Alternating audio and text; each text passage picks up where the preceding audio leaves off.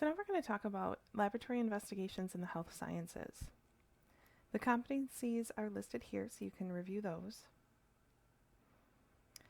And just going to mention a quick note about safe laboratory practices. So most of the laboratory practices in health science courses are going to depend on the subdiscipline. So there's different rules for different types of courses. If you were to take an A&P course, your safety concerns would be very similar to those that I mentioned in the biology laboratory practices. If you're going to take a microbiology course, then you start looking at infectious pathogens and a little bit more precautions, more PPE, and that type of stuff. And then if you're going to work in health-related fields, typically bloodborne pathogens are a huge concern, and other types of infectious diseases.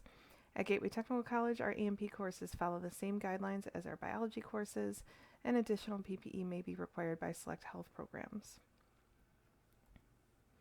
So I'm just going to talk briefly about the labs that you have to complete for this module. So all 4 of the labs for the module are Word doc labs like you did in the biology module. So you would click on the Word doc, it opens up, you're going to fill out every single box in the Word doc, you're going to save the completed document to your computer, and then you're going to come back and click on the underlined link here and upload it to the lab Dropbox.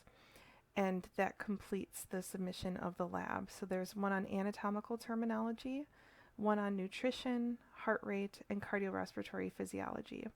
With these 3 labs, it asks you to enter in personal data. You can feel free, if you are not comfortable with that, you can feel free to just enter in whatever numbers you want to use. It doesn't have to be personal information or personal data.